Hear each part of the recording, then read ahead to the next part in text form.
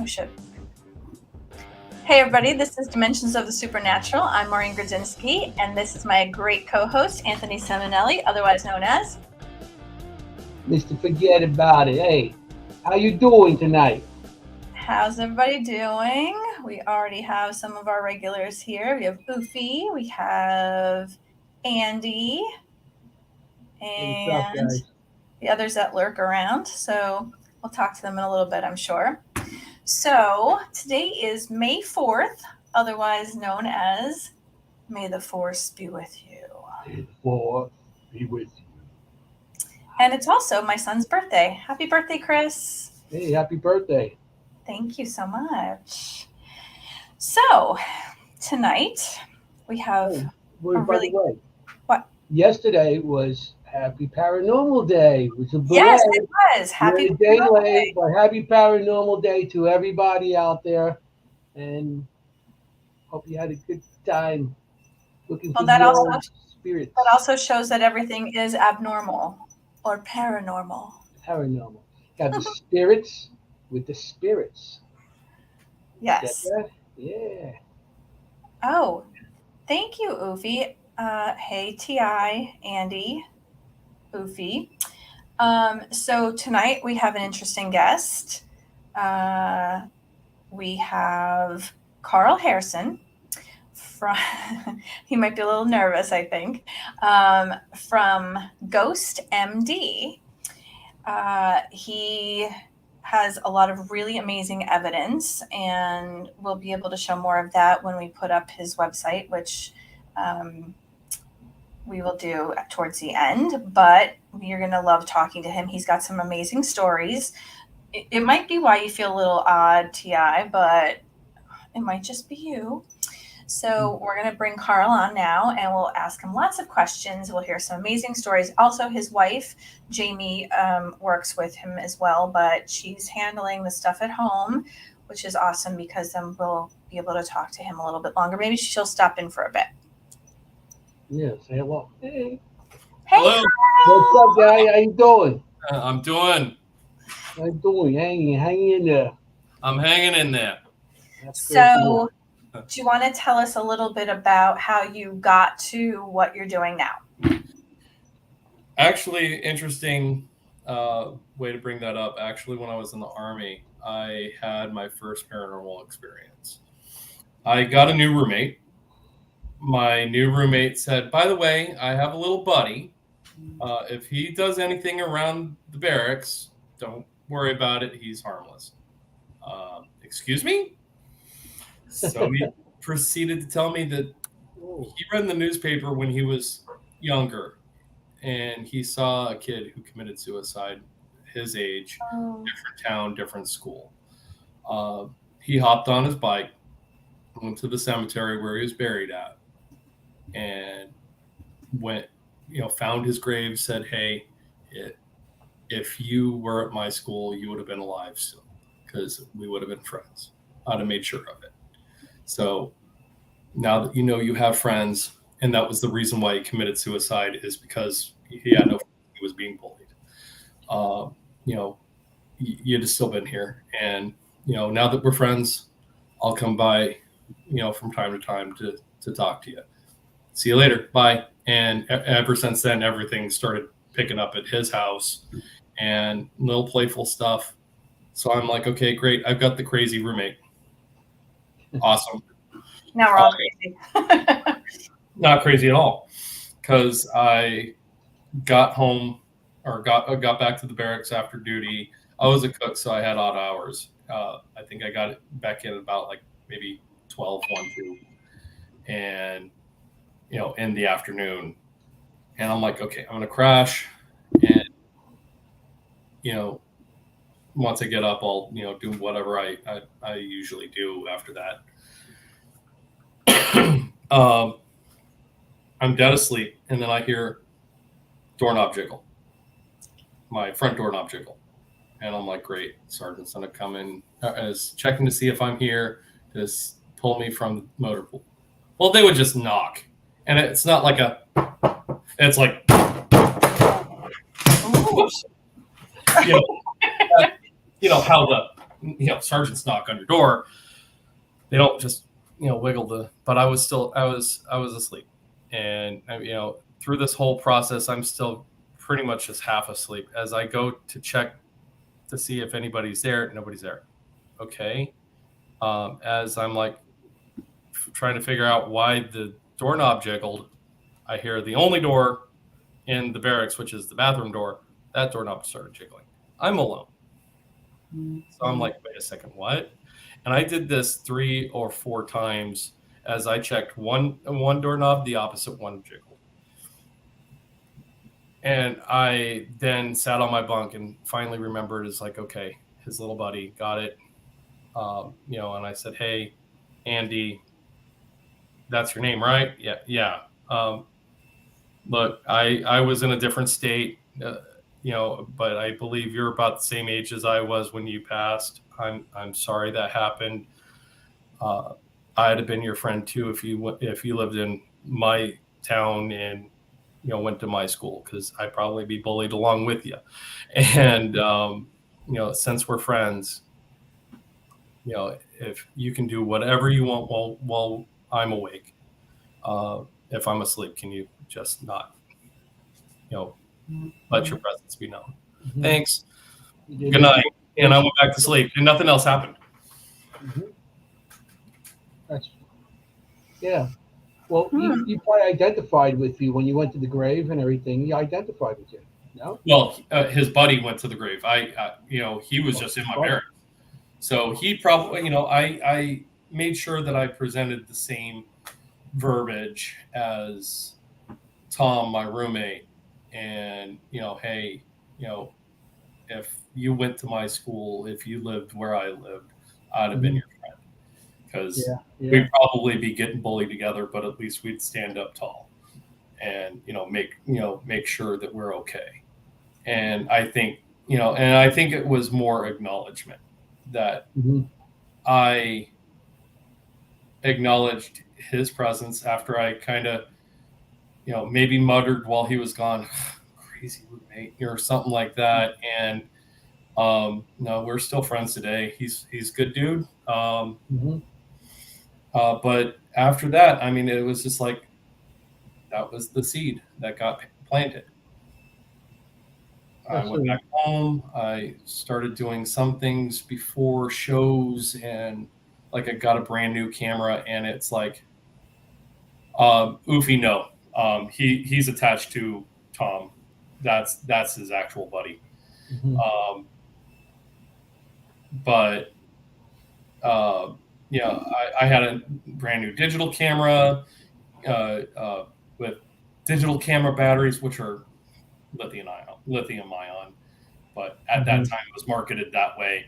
Guaranteed to take 1,000 pictures. And I went to Jerome, and Jerome and I have a long paranormal affair, if you will. I took some pictures, and I'm like, ooh, look at all these orbs. Oh my God, great. I've got no dust. Arizona's a dusty place. So it's got an army of orbs. Where the hell are they coming from? Right. It's dust. But the last picture I took, and unfortunately that was saved on a computer long, long ago in a dump far away, I'm sure. I had the flash on. I was taking a picture of a building, and I know the flash went off because that beam of light hit me back in the eyes, bounced off that, the window pane, and blinded me a little bit. But when I reviewed it, it's completely dark. I can see the outline of the house, and like, I'm like, what the hell? What's wrong with my brand new camera? And then the batteries died, and I'm like, I was offended. I was like, oh my God, these, guaranteed to take 1,000 pictures of my butt. That was like 24. And I think a shadow was standing right in front of me, and absorbed that flashlight, and that's why it came off dark. I wish I had that photo. I think that was probably the best photo I ever took. But again, that would be an easy debunk and say, "Oh, your flash wasn't on." Hmm. Well, anything you do with paranormal, you can always have somebody that's criticizing Oh, yeah. whatever evidence you have. Everybody's trying to look at it and say, "Oh no." Even people that are in the field, some people like, if your evidence is better than theirs, they're going to say, "No, you got nothing there." But you know what you got. Right. You know what you got. You don't have to prove that yourself to nobody at all. Right. That's the whole thing. I've been doing this for 43 years now, so I've been doing it a long time. And Most, as far as professionally, I'm almost. I think I'm 9, maybe almost 10. 10, Yeah. yeah. So, 33 years more than mine. uh, You get to know people in the field, and that's why I like the Paracons and meeting people, and you get to talk to people. That's how I got, because when I was doing it, you couldn't talk about this stuff. So everybody in the show probably heard me tell this a million times. 2004, when it opened it up with the shows, that's when I got to be able to talk about it and do a little more, and especially investigating and stuff. So you know, it's it's always a learning experience. I'm here. It doesn't matter how long you're in it. You're always going to learn from somebody, you know, and always get a good group of people around you to go out. You got your wife involved, so that's perfect right there. yep. You know, Yeah, I couldn't ask for a better teammate. She is absolute paramount on professionalism. Aw, it's great. that's really She sweet. It's so you know, And in fact, I drive her nuts. Especially with EVP work because I'm sensitive and I mhm. can feel when things are close or not. Not so super close. So I'm usually mobile when I'm EVPing, and she is the standard stationary. Don't move. Don't make a sound. Don't clear your throat. Don't nothing. And I'm here. Mhm. So Yeah. sorry, that was me on Mhm. marking my noises and Stomach growling and stuff. A lot of times we go on investigations, we don't get to eat before. You know. Yep. Nope. And your stomach's like, and then and then you do a review and you're like, what? There's a dog in there. I hear growling. What the hell is that growling? Oh, I'm sorry, that's my stomach. And I'm the one that, like, no matter how long I've been doing this, and I've had abilities since I was really, really little, I'll be like, and I'll try to cover my mouth and I'll be like, holy shit, that's so freaking amazing. Look at that. Yeah. Oh my God. No whispering, investigating. There's no whispering. Yeah. That's No. the Sometimes I no. can't help it. It's And so with a guy amazing. that and Anthony, I think you're probably kind of the same way. You're a guy that has a voice that carries. Mine does too. Mhm. And it's like, what was that? And I try to get my voice above whisper. Like what, huh? But a lot of times it's like, especially on those real late night ones, it's like, okay, my volume control is gone. I might whisper, I might, be like, huh? That's where a case of Red Bull come in. Yeah. That's right. I think men have, Investigating is that's all we do is drink Red Bulls and coffee just to stay up. men are like, if you have a really deep voice, there's no way of whispering. It's like they think that they're talking like this, but all they're really doing is mumbling. But when they talk, they're, no matter how hard they whisper, they're still talking like this. Yeah, and yeah, no whispering I think is paramount on EVP. It's and it's something that I didn't learn fairly quickly. It was like, okay, hey, but I learned the art of marking myself. It was like, Definitely. voice, oh, that was me, or oh, I whispered. So It's funny. Andy goes, the ass groaning. Yes. Ask Growling, yeah. You kidding? And how many times we went on an investigation in Gettysburg, and we had the Tilly Pierce house for ourselves all night. But the whole thing before we got there, we didn't not much money, so we went to every fast food place for breakfast, lunch, and dinner. So we had Taco Bell, White Castles, and I think it was pizza or McDonald's, something. I think it was pizza. So that night, every couple of minutes, you're doing EVPs, and now you're doing reviews, and you all hear, the hell was that? Like, what That's is called that? investigating with men. Talking about contamination. Fortunately, that is the one thing that she hasn't complained about yet. Hopefully, she never does. Man But has to go. He has to do it. I mean, it's like we just let it blow right out. she's Literally. an excellent investigator. Like I said, I couldn't ask for a better investigator as a partner. Is she right there and paying you? No, she's not. He's looking. I only have the dog,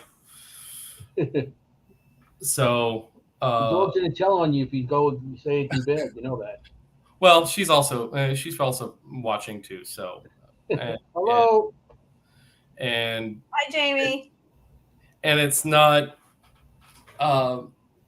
lip service. I am very proud of both of us.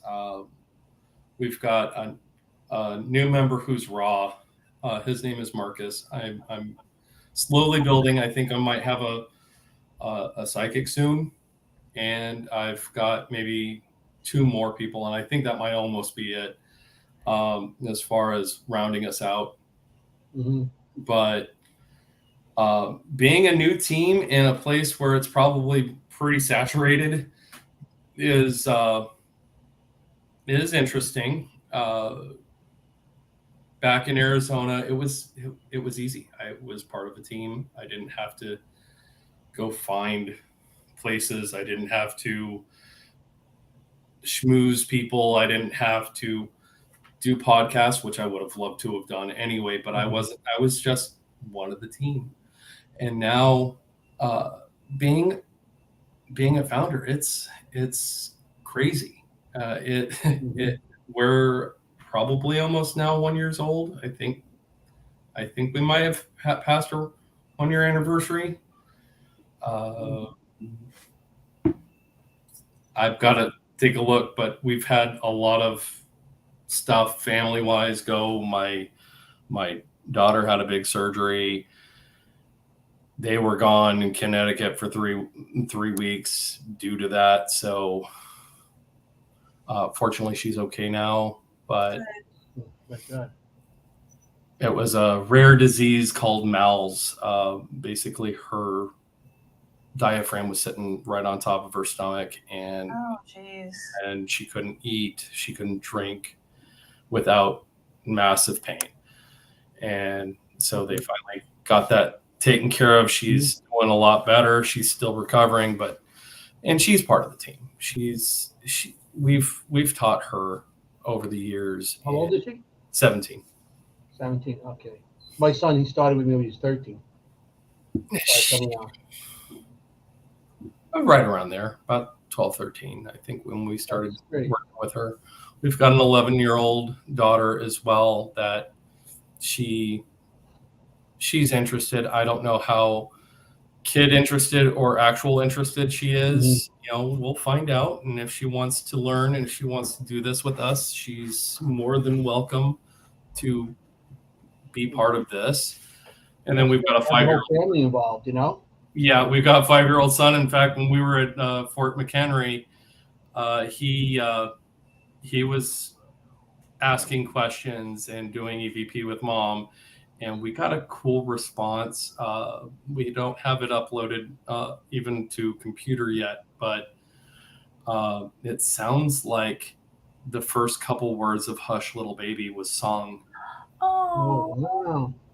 and I it was love like that. little and or hush, you know, and it's cool. I can't wait to get it on the website. Um, yeah, so we've had That's some amazing. we've had some pretty cool adventures so far. Yeah, you're in Maryland. You going to Gettysburg Bash this year? I'm planning on going. Okay, we're gonna be there. Okay, I got a table sitting there, and just come on over and say hello. we'll do. You Uh, know. and we're actually going to Penhurst Con in 2 weeks. Yes, yes. Yeah, I would be going, but we got. I'm going to Conjuring House. Oh, nice. So you guys put the money where you want to. You know. So They just opened up 2 new sites to investigate. Uh, mhm. there was a basement of, I'm not sure which building, or uh, babe, if you're watching, chime in, text me, let me She's know. she's in the comments section. She'll she'll chime in on me. And then the infirmary in Penhurst is, we're like, okay, Mhm. yeah, no, $25 extra, no problem, let's do it. Yeah, yeah, that's good. Yeah, when I went there the last time, they had some buildings that we couldn't go in and stuff like that, but they had the the the under the what do you call it? The tunnels Yeah. underneath and stuff like that. And I actually, since I'm a sensitive also, and I see things, when I see it, I draw it. So I just started coming out and showing my stuff that I've been doing for years. I'm just starting to come out That's with cool. that. And I actually drew a picture of in one of the buildings there. It was a building just for boys or men. It was like they started at infant to 80 years old. They were in this building overcrowded. And I seen a child in the corner. He was all shivering and he's naked in the corner. And I drew the picture. And yeah, it's that place is go in sections and you get emotional. Stuff comes over you and it's like you feel like crying, Yeah. or you feel pains, or you really it was a interesting place, very interesting. Yeah, I had a nail thrown at me. The first thing that's ever done something like that's ever happened, and my Mhm. comment was more like, "You think that's gonna scare me? I'm actually honored you did that. That's awesome." I mean, that's on the website, where you can see like a little bit of white corrosion on my arm that was, the same color as the nail that I hold up. That one I think was kind of more because it was, as I mentioned before, my volume has uh, my volume control has gone kaput, and I'm just being loud at this point because it's like 3 o'clock in the morning, and we've Uh-huh. done like 3 other places before. The last few nights before that, so it's like I'm now getting pretty tired, and it's like, it's like, come on, hey, we're here, nobody's here, let's party, let's, Mhm. come on, let's try to get the excitement going, come on, yeah. And then somebody threw a nail at me, or actually no, we got a shush, and audible. uh Jamie turns to me and is like, did you hear that? I'm like, we got shush. I'm like, yeah, I did hear that. And because Penhurst is so crazy that it's like so much activity that it's like it almost desensitizes you. I would love to do Peyton Randolph House. That'd be awesome. Yeah, in Virginia, yeah. Williamsburg. I haven't done that. I mean, I haven't been down that far yet. Well, I went West Virginia. I've been to West Virginia, not Virginia. Um, you know, and Pennsylvania a lot and stuff like that, and New Jersey and New York. There's so many places to go. Yeah, Yeah. I mean the East Coast. That's one thing on the East Coast. We have buildings that were much older and a lot of locations that are much older than in Arizona and the West Coast, or even in the middle of the United States and Yeah. Central. So you have a lot of choices here. You got Yeah. the SS Carolina. I haven't been there yet, but I've been invited there on a I've couple been of to things. the Carolina. I was a paying customer, but I've been to the North Carolina. Yeah, you got to get. See, that's the only thing too. You got to hook up with other teams, and once you hook up with other teams, there might be. I know there are a couple in Maryland. When I did Trans Allegheny, we rent out the whole place, and a couple people from Maryland. I forgot their names. Oh boy, I forgot their names. They would kick my ass because I forgot their names. But you hook up with other teams that have like-minded as you, and you could get these big locations. Because we had like 4 teams that rented out the Trans Allegheny because that's expensive. Right. You had the whole place. Yeah. I think last I saw it was like, what is it, right around 2,000, maybe more? Trans Allegheny. Yeah. I know that I had to pay because it was like a bunch of us, and I had to pay like $160, $170, something like that, for the night.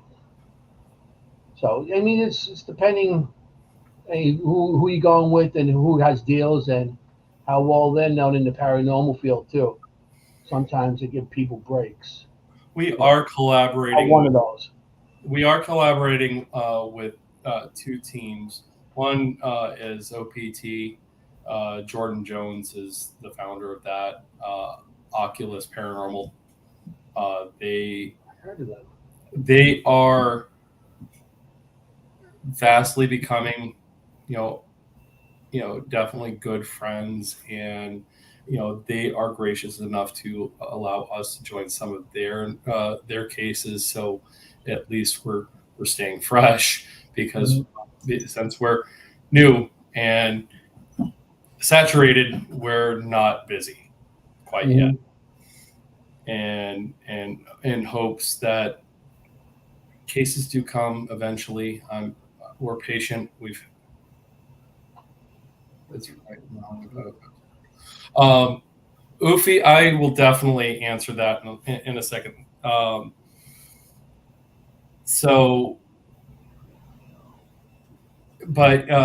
then Bob Ashway. I fail to remember his name, his team's name. I apologize, Bob, if you're watching.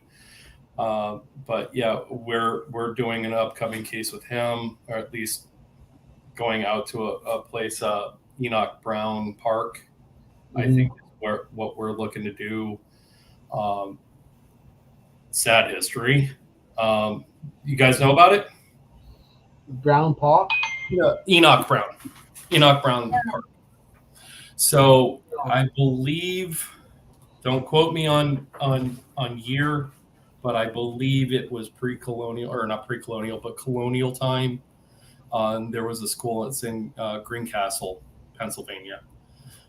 There was a school, and the teacher's name was Enoch Brown, and there was at least 10 students that 3 Native Americans came and killed and scalped the kids and Enoch Brown.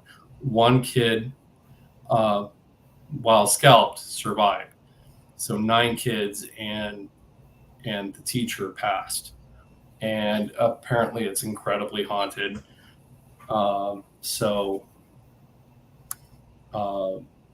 He's got friends at that location that we should be able to get in along with him, and we absolutely want to collaborate with other teams. We're not that type of team to say no, my evidence,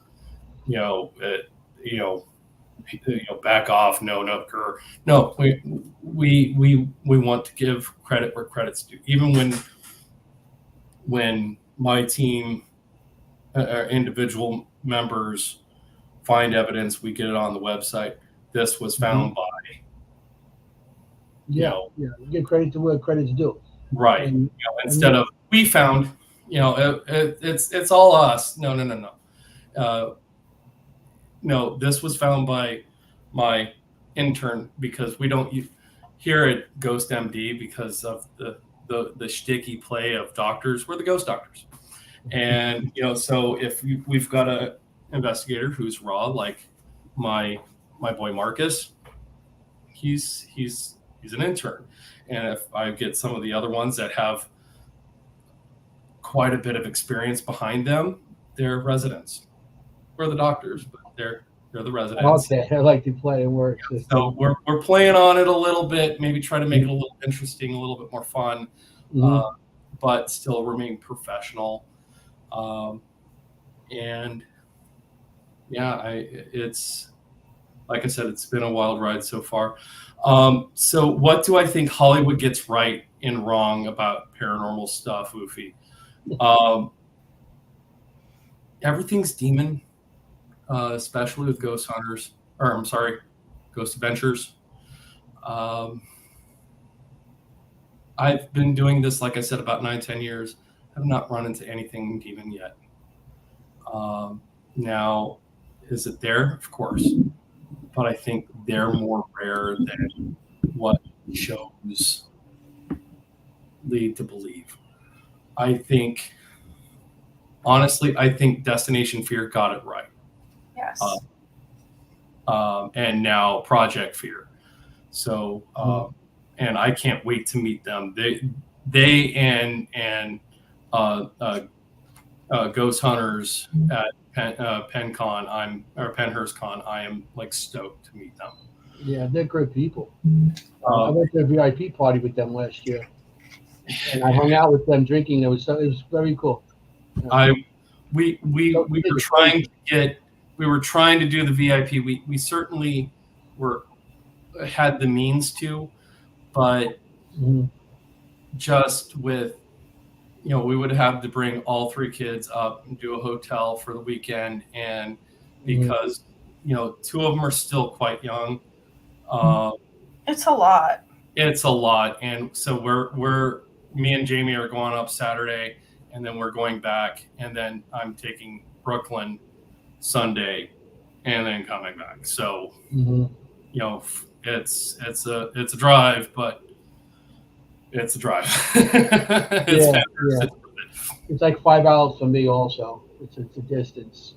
I was supposed to be part of the Paracon this year. I was supposed to have a table and everything. Like I said, awesome. I had a choice. Right. Well, I think it's the second time I've been there, but I think it's an awesome place to be. It really is. There's a lot of stuff going on there. So yeah, yeah. But, so yeah, Wolfie's question. Yeah, I think Ghost Hunters get it right. However, I think why Ghost Adventures is so popular, it's over the top, and it's exciting, and it's, oh my God, did you see that? And okay, that worked in season 1 through 3. Now it doesn't really, because dude, you've been on air for a long time, and 27 seasons. Yeah. Wow. It's like, okay, nothing. If after 20 investigations, nothing really surprises me, it shouldn't surprise you either. Right. And I know that's hammed. I know that's for TV. That's the entertainment value, and it's entertaining. I still watch Ghost Adventures.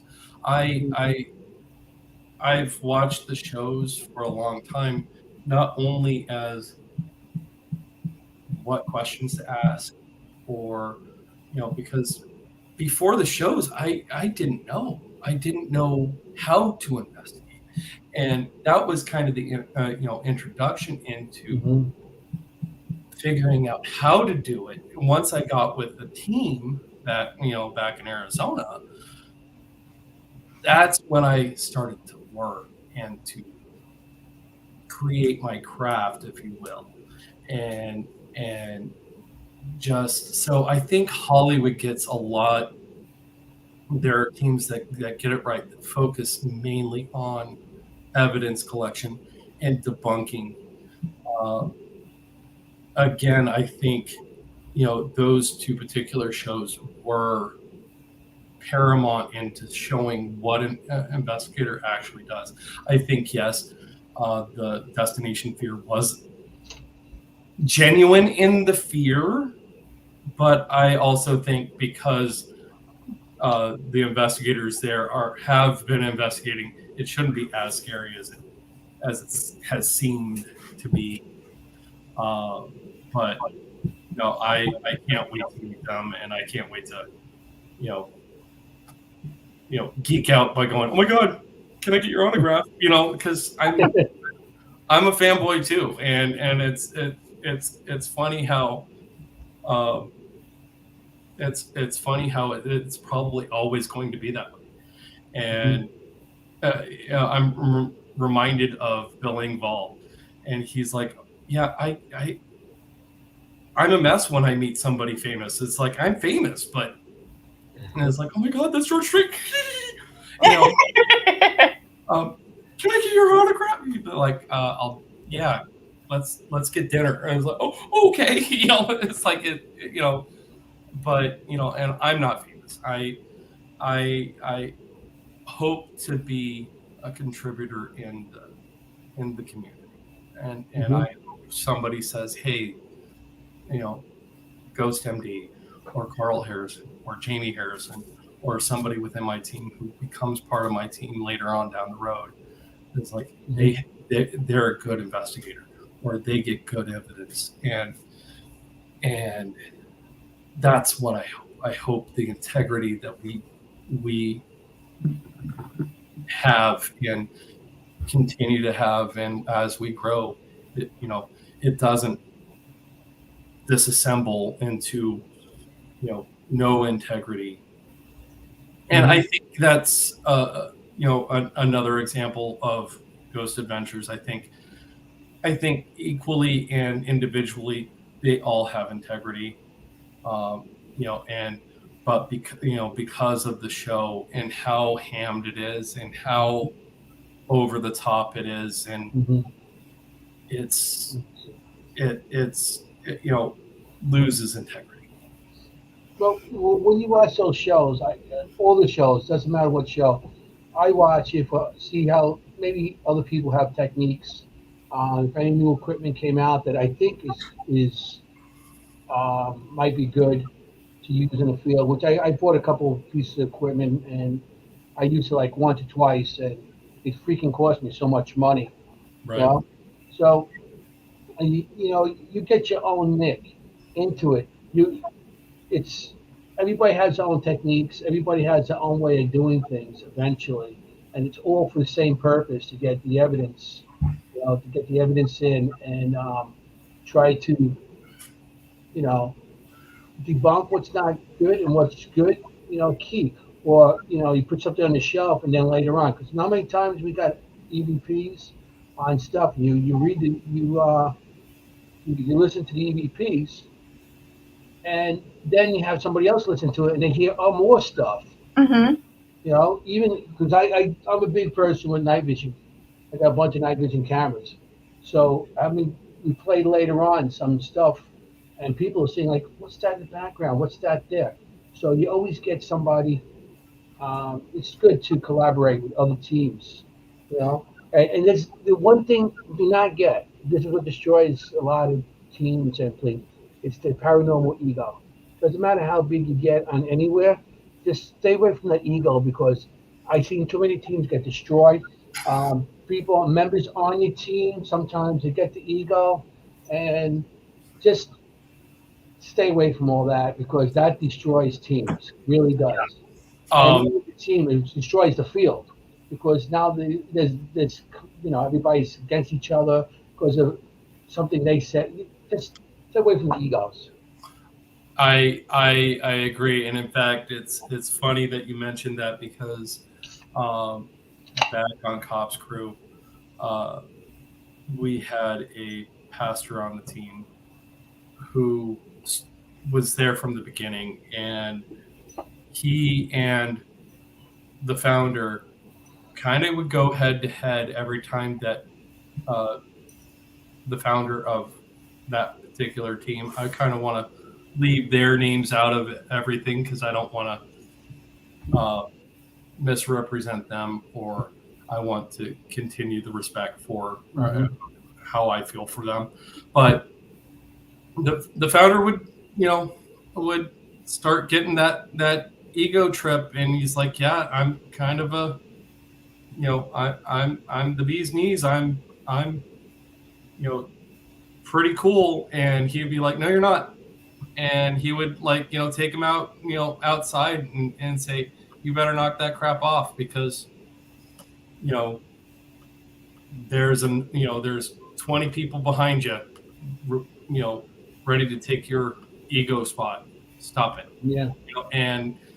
And that was one of those eye-opening things that I had learned is like, no, stay humble, stay true to the. I hear my kids putting my son to bed. Stay true to the community. Stay true to yourself. Stay true to yourself. Stay true to the mission. And I see a lady, Lady V. I don't disrupt. We always go in with respect and dignity to the spirits. We like to, we go in and it's like, hey, if you want to talk to us, that's great. If you don't, we understand. But if you would like to answer some questions, we want to, ask you X, Y, and Z, to the particular location, and and there's a lot of times where it's like nothing, or nothing. I didn't get anything on this one, and then the next location within that, or next building within that location, where we're getting mad stuff. A lot of times on that anyway, they say disrupting. You're not all the time. A lot of times we go in, and if you go to a location the first time, they're eager to speak to you, like they haven't spoken to somebody in a long time. Right. And they'll give you EVPs. They'll give you something on, if knocking something over just to get your attention. A lot of times, it's, maybe some of them don't want to be bothered, but the majority of them are, they really want to communicate. They really do want to communicate. Right. Right. And yeah. And Lady V, definitely, like you said, respect. A lot of respect. Respect. And you go in, you don't talk to them like they're a 5-year-old child. You go in there and you talk to them like where we're talking right now. Right. Hello, how you doing? My name's Anthony. I just come here to communicate with you. Anything you want to say? I got this device here. I could hear you. Eventually, maybe I could hear you. If you speak directly, and you did a little directions and stuff like that. Someone don't even know what the recorders are, so I call it a talkie box. This is a toy. It's a toy. This is a talkie box, and you'd be surprised. You hear a toy, and they'll speak. Maybe I can hear your voice. Maybe you make it through a game, especially for kids. But if you go to any kind of like places where disabled people were and stuff like that, you're always making like a game or something like that. But yeah. So. And we always end with an audio or even video, whatever we're doing. Thank you for talking to us. Thank you for interacting with us. If you did, Yes. This way, because I didn't hear anything, I didn't see anything. If it was a disembodied voice, or if it was something moved and we know that there was interaction, thank you for doing that. Thank you for interacting with us. But most often not, thank you for talking to us if you did. And because that was another thing that I learned from the old team is, these were people. These are people that are, that had a personality and lives, and deserve respect and deserve an honest conversation sometimes. And it's like, okay, hey, my name is Carl. This is Jamie. We're talking, we want to talk to you about what happened here. Can you give me your name? Yes. And, let's ask some yes or no questions. And, okay, I didn't audibly hear you, but thank you for talking to us if you did. And, because it's weird that somebody's, is like, you and I are having a conversation, and I'm like, okay, Just like, what happened? because it's like, okay, that's odd.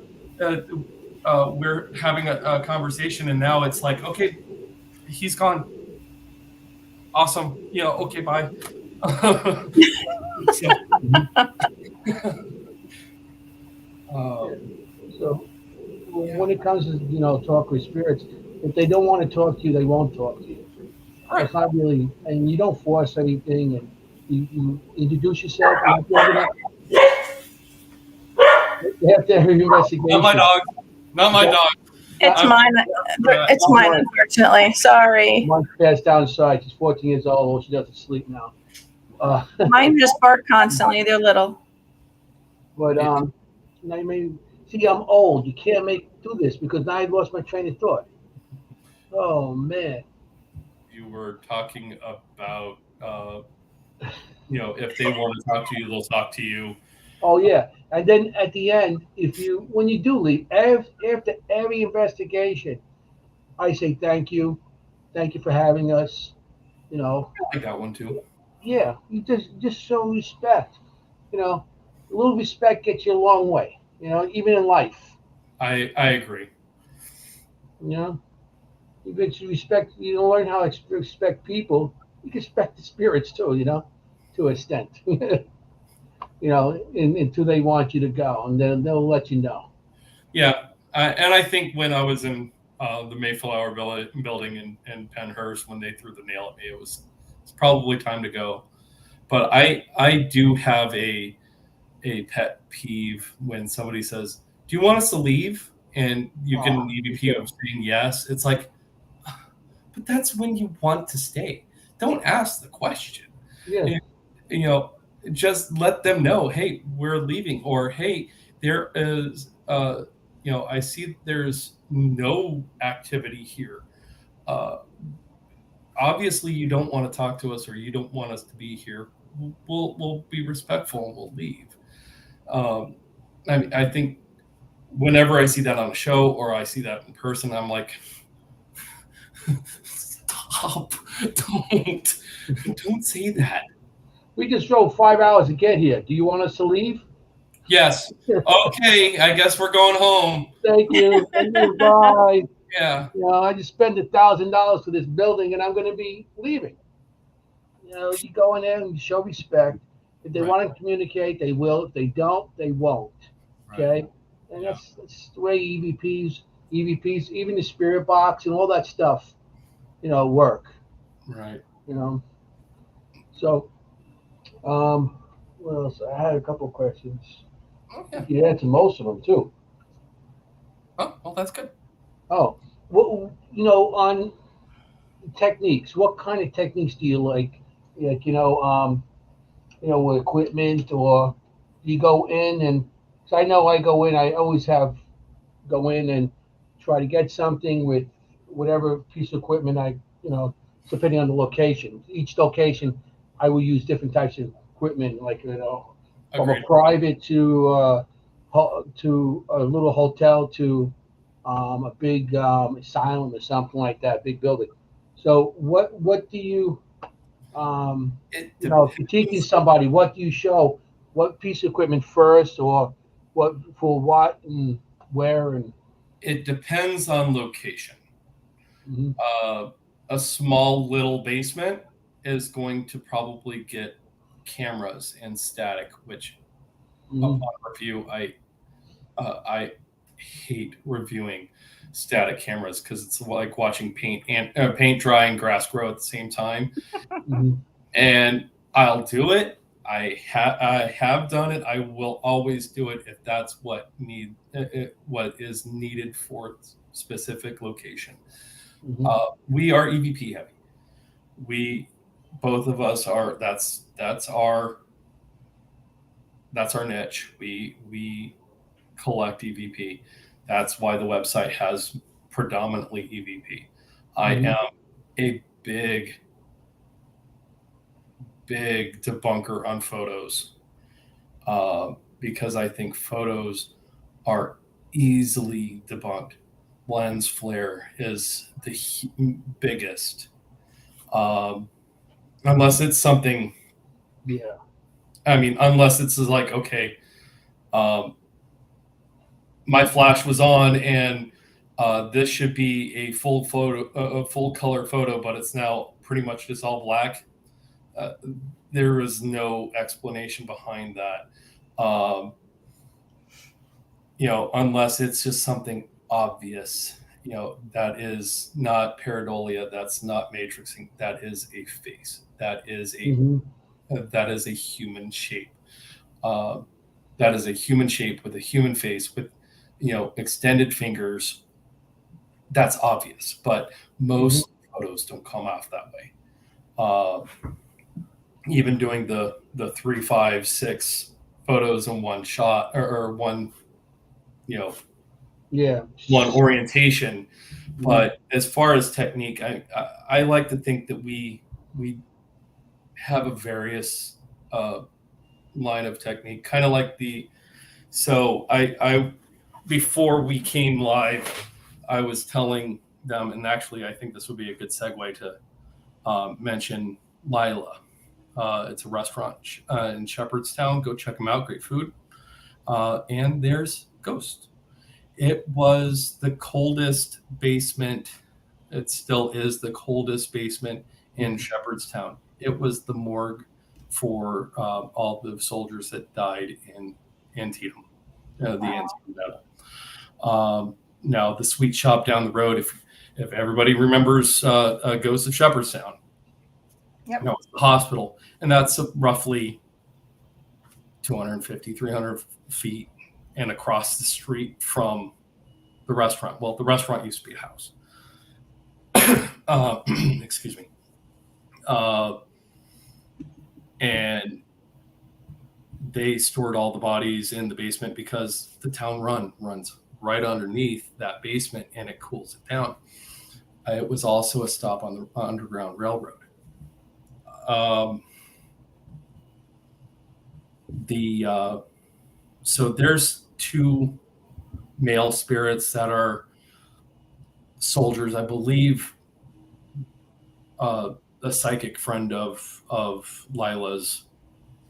Uh, I don't know if she wants me to a username, so I'm going to not. Uh, Believes one's a Confederate and one's a Union, and there's a coexistence. There's peace, but this was also a stop on the Underground Railroad, and there are families and children. Wow. And on our first investigation of that place, there was uh, the comment was made that from the psychic, hey, they like ice lollies, popsicles, and carols. So we actually got a trigger tray, and specifically for this, and we have an interactive Boo Buddy. He's loud. He's great, though. We've gotten actually a decent amount of evidence from that talking bear, especially around places where there's kids. And so we had that going. Camera placed square on the trigger tray, and we left for 15 minutes because it's a small location and we can't investigate while that's going off. So, and that was okay. What's our game plan? This is kind of, and that's where our technique comes in. It's like, okay, let's what's the dynamic in this place? How big is it? Where should we go? How should we do this? And and have an investigation going on for at least a good 15 minutes. It's like, okay, we'll grab these items from the box, and and go down there and we'll set everything up and here we go. And I don't know if you want to put up the picture, but my camera died. No images came from any of the video evidence because it was just like press record and then it looks like it immediately died, and it was a full battery. But as I was cleaning up at the end of the night, I had, maybe 15 caramels. I'm just throwing them back in the bag, and I find one that's unfurled. Let me see if I can get it to come up. Hang on. Lourdes, yes. Well, no. I've never been scared, but as far as something, of a spirit, but this place, it was back in Arizona, Gleason, and it is literally in between Tombstone and Bisbee. Bisbee's only like maybe 5 minutes by car from Tombstone. So it's like literally like 2 or 3 minutes outside of Tombstone and 2 or 3 minutes outside of Bisbee. There is a old hanging tree, back from the Wild West era. I mean, there is the hanging tree, and there is the jail tree, and it has a big steel cable tied to the tree. So, and the tree has grown around that iron cable or metal cable, and so it just looks like this iron cable is just growing out of the tree, and that's where they would keep at the jail tree. That's where they would keep the guys who were supposed to get hung, and then they would just kind of just slide them over to the jail tree, uncuff them and string them up, and that's where they got hung. And I went there alone, and I shouldn't have, because that was my only Zach Bagans moment, because I'm here going, I just had this almost an anger, but like a righteous anger. I'm on the side of law and order here, and I'm like, is this where you is this where you died? Is this where you hung? Is this where you shat yourself and pissed yourself? And I'm like, this is not who I am as an investigator, but this is how this area is so saturated with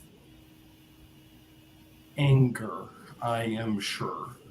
So you pick up the emotions. I picked up the emotions, and it's like, I'm never going back there.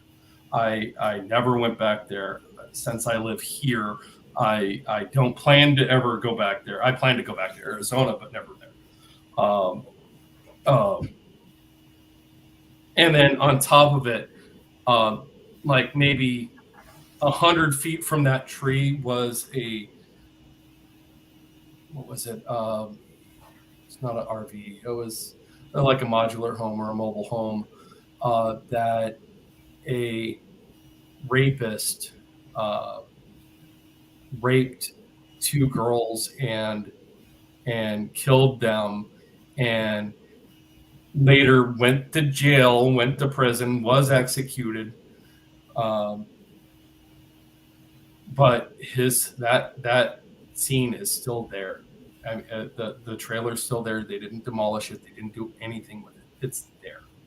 And I think from when I went from that tree, and the rest of the team was actually investigating that, I went there, and I was just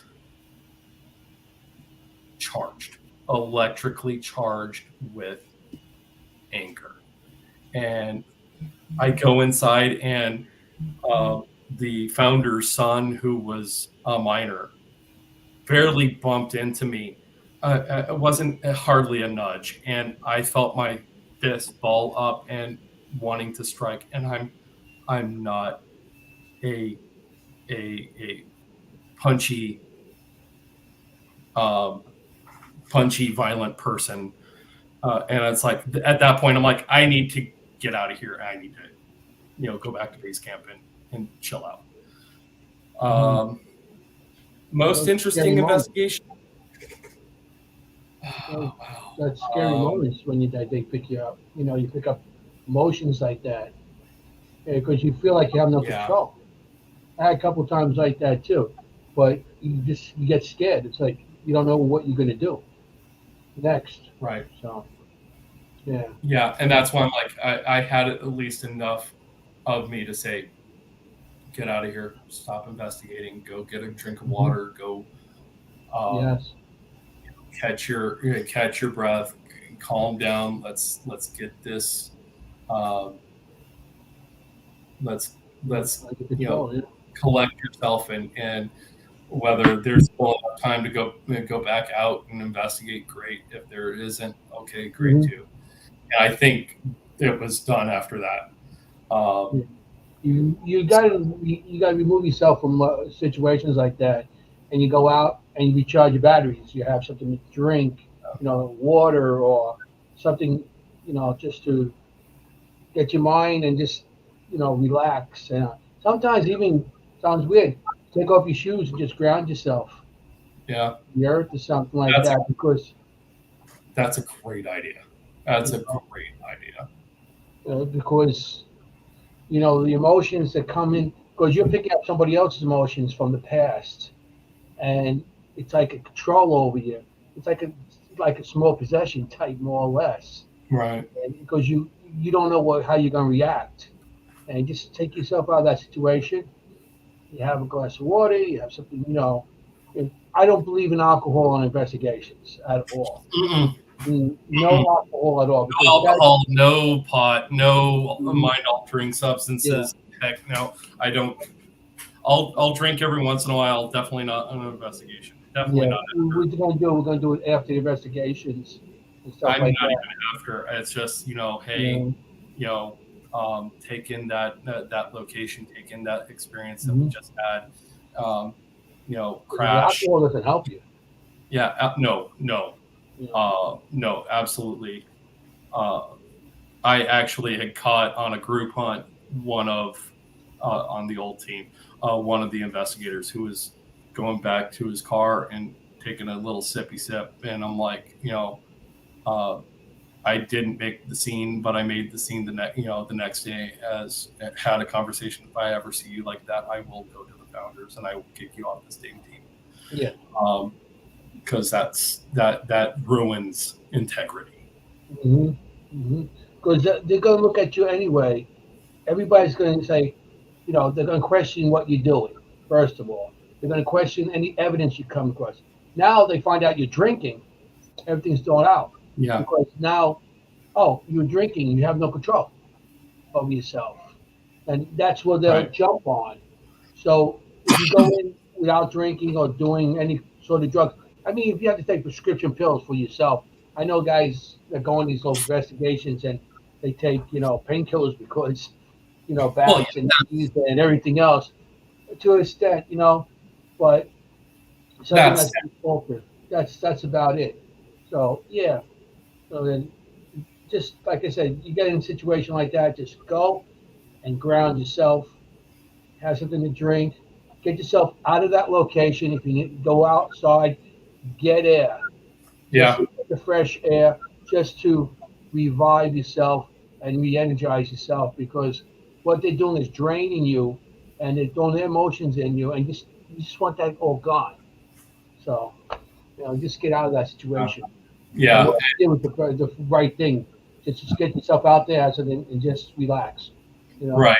And that was the only thing that I could think of. It was that, or go ahead and swing on a minor, get possibly get in trouble with the law. Yeah, not happening. No. Yeah, I just went through that with my son, so I Yeah. know what you're talking about. It's like I'm like, get out of here, get away from me. And my son went, and then I got myself out of that situation. It was, you know, so yeah, that's gets scary because you don't know how you're gonna react, and you're trying to fight as best you could. You know. Right. And then Cherry, I don't know if it's my most interesting investigation, but definitely one of the most interesting backstories. Uh, Back in Arizona, I think even before, uh, you know, we even settled uh, that part of the country, uh, Apache and the Navajo there was a war between the two tribes.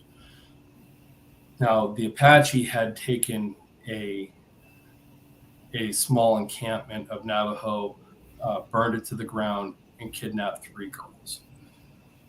When the Navajo chief had learned of this, he sent a scouting party to try to find those girls.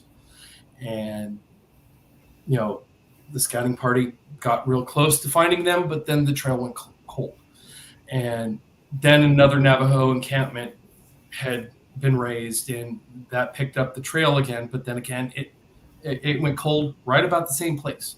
So one of the braves actually got off this horse, and he's feeling the ground, and it's the stone is cold, hot, like, oh my god, hot, and then cold, and it goes back to that same spot, and he's like, there's a fire underneath us, there's a cave.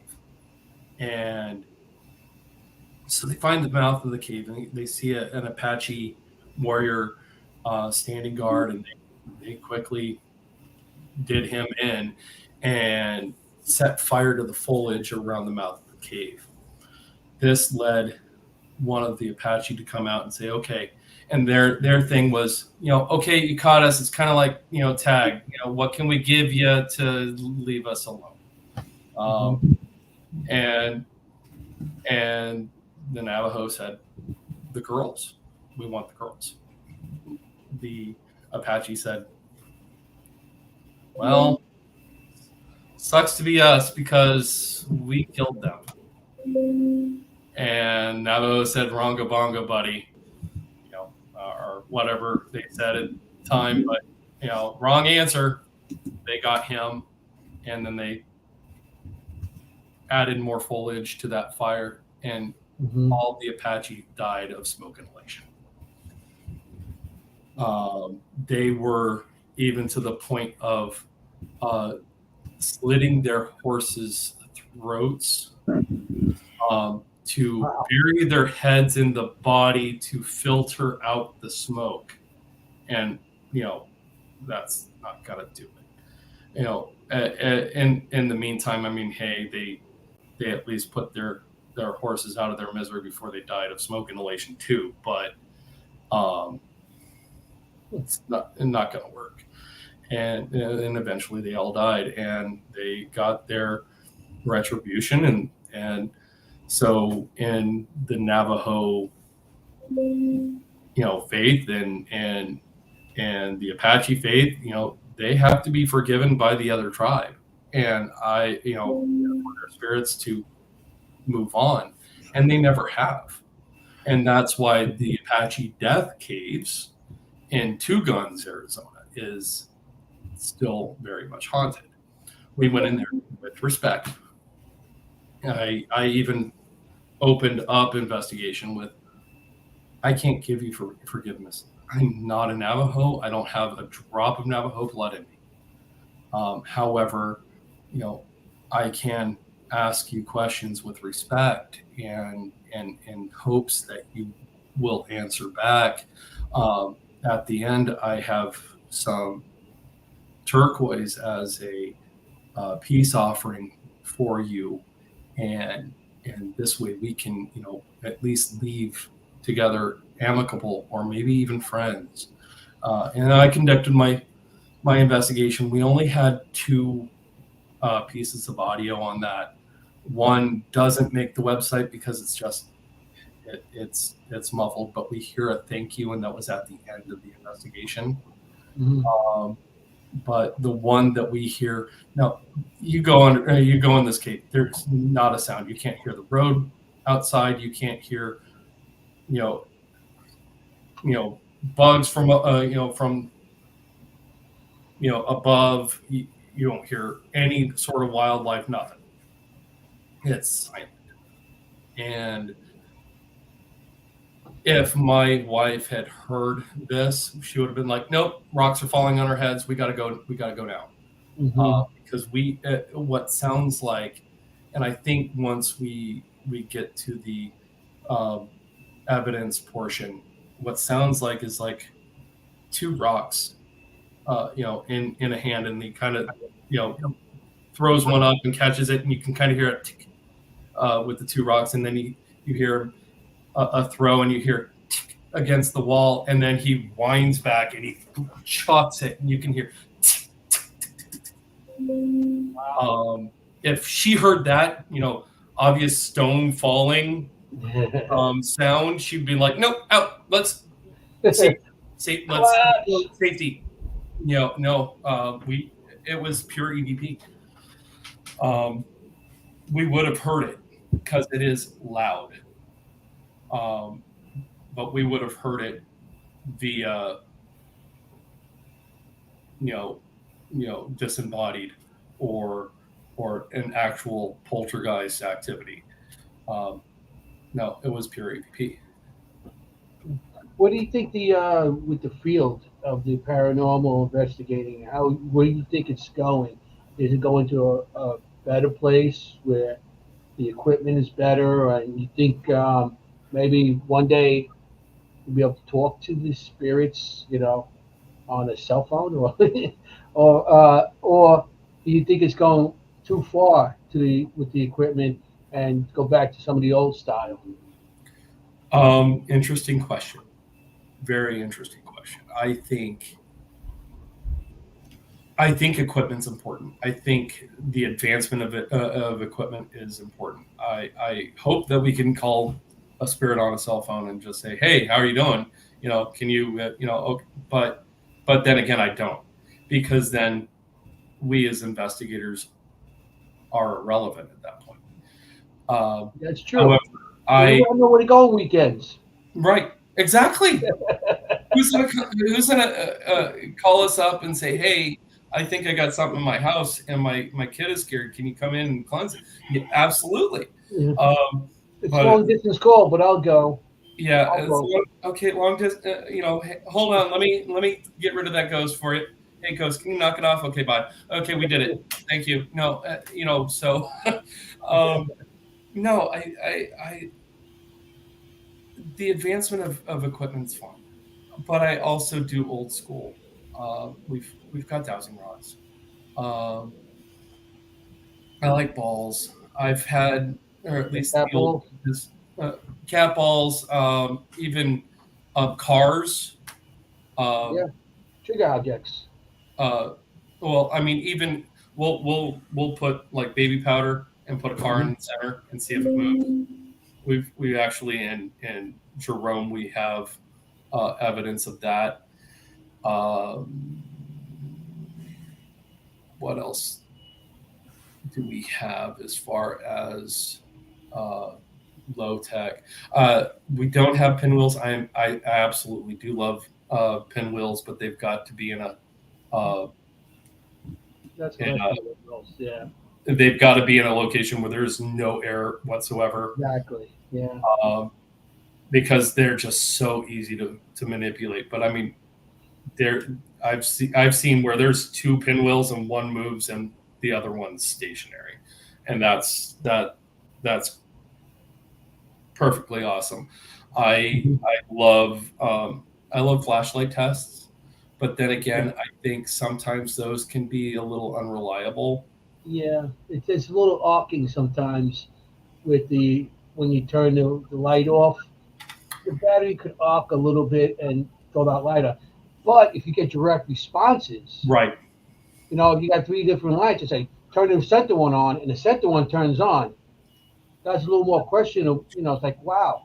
That's what we like. In fact, I think one of the actually the newest piece of equipment we actually saw on Ghost Hunters, and it's a yes or no light, and That's been around for years. well, yeah, but I mean this one I think is newer, a little updated, or packaged a little better. It looks cooler. But yeah, I mean, yes or no lights. I mean, still, it's low tech. Um, yeah, it's still in the it's still electronic, but it's a low tech thing. Um, but dowsing rods, we have had very good responses with dowsing rods. Dowsing rods is actually whenever we have a big decision, my wife will take out the dowsing rods. Is like, should we move to or back east? Yeah. Okay, we're moving back east. Yeah.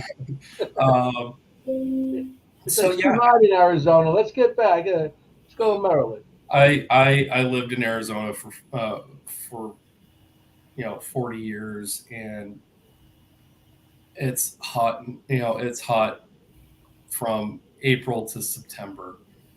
In fact, it's hot from April to like almost late October, and it's like I've dealt with this heat for so long. We need a change. Snow. Yeah, we need 4 seasons. And and it's cool because I get I've got a little 5-year-old who's like, oh my god, it's mowed. He still says it wrong, but it's still cute. Oh my gosh, it's mowing. I need smow. It's SMOW, not SNOW. So yeah, like I said, you're up here now, so you have anything. We're always looking to join locations. Pennsylvania is always good for us. Absolutely. He's in PA, and I'm in New York, so a lot of stuff I do is in Pennsylvania, New Jersey, and even in New England. A lot of stuff I'm doing in New England now too. But yeah, when my daughter and my wife were up in Connecticut, we happened to just find the Warrens' grave. I sent you the picture, I think, this morning. But yeah, Ed and Lorraine Warren. Oh, yeah. Well, hello. You guys really kind of started it all. Great. Thank you for doing what you've done. And here's my business card.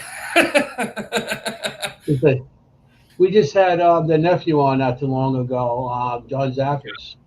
Get him on a couple weeks ago. That was the week I was supposed to be on, and I missed him at VultureCon 2. That was when we were moving. I was actually going to take a break from finishing up the little packing stuff and go to Vulture City and go meet John specifically, and then come home and finish what I was supposed to do. But no, my son couldn't go to sleep that night, and it's like, okay, I'm coming back home. And I was so excited that I was going to be on with John, a couple weeks ago, and it's like I get to finally meet him. Great. Oh, overlooked. Okay, no problem. It's gonna be on Star Wars Day. Great. Woohoo! Everything happens for a reason. Yeah. Now I'm having trouble, and I don't know why, because I've never had a problem showing pictures on here before. It's not working, but no. So we'll do it this way. Do it the tacky way. So over, which side am I on? This side? Or what? I can't even see my own finger. So here, this is side that's like still twirled. Well, so actually the opposite side, I'm going to point this way for my, as so that not where your finger is. That's where it's like completely tight twirled. And then that side you can see as it It doesn't have a loose. And I went through every piece of candy. They're all tight. They're all tight. Like, So none of them are- something try to open it. so I think something tried to open it, and that's what. Okay. So then there's this one. Yeah, that's the one. So they're both unfurled, right? This one looks open a little more. Yeah, that Yeah, one's on both sides. Yeah, And then where is it?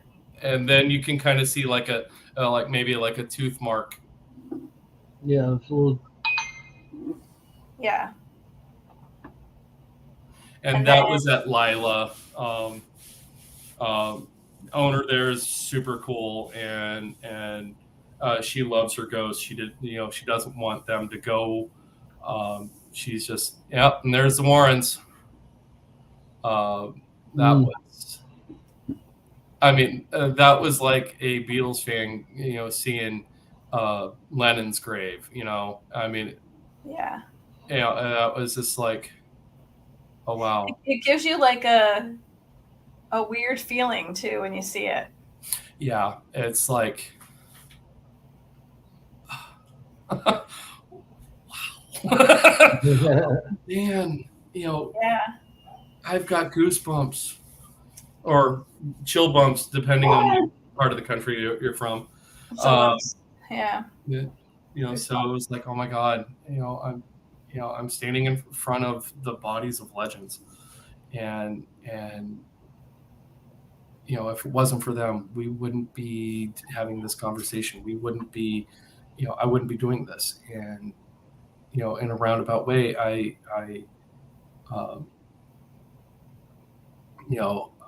they started it all. And I love both of them. Yeah, they didn't go mainly ghost. They mainly did demon, but, that sparked a revolution, if you will. Absolutely. Community. Well, between them and the Fox sisters, I mean, yes. Right, Anthony? Yeah, right. I was supposed to do I started a documentary about the Fox sisters.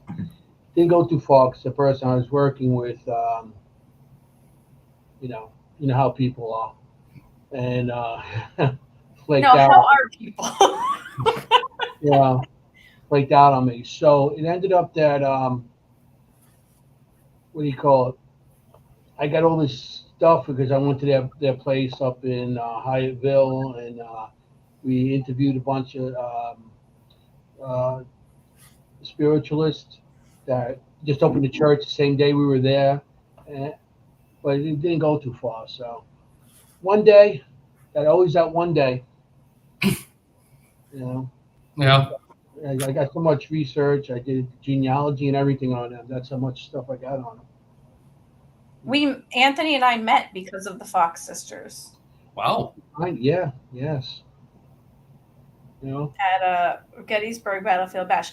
Now, while I was talking to Carl last night, I heard something from the basement into my kitchen. So I turned on the camera and I saw this.